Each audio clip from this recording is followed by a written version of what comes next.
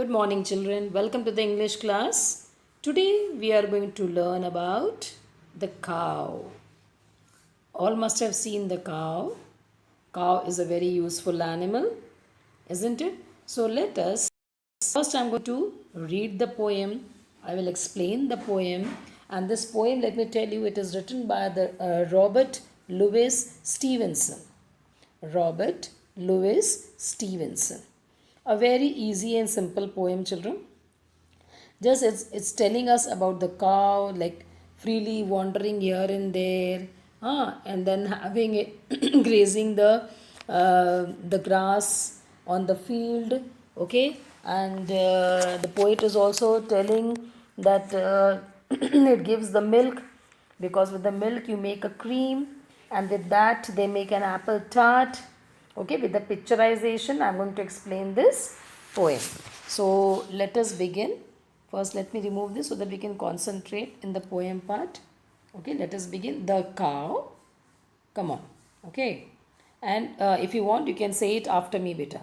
The friendly cow, all red and white, I love with all my heart. She gives me cream with all her might, to eat with apple tart. Here he is saying that the cows are very friendly. We don't have to worry, and you'll find the cow mostly in red and white color. And I love this cow from the depth of my heart. She gives me cream with all her might, and to eat with apple tart. It's a dish.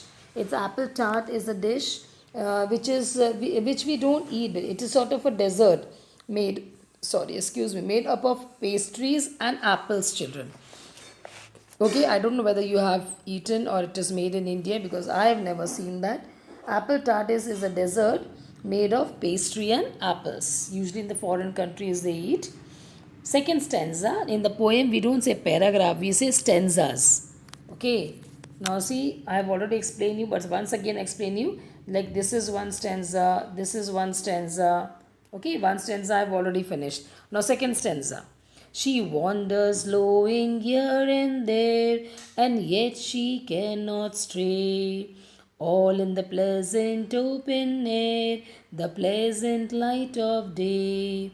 She wanders here and there, यहाँ वहाँ घूमते रहती है, मुंह नीचे करके यहाँ वहाँ खाते रहती है, but she cannot and she cannot stray. Stray means doesn't go out of the way here and there. She come back home to the master.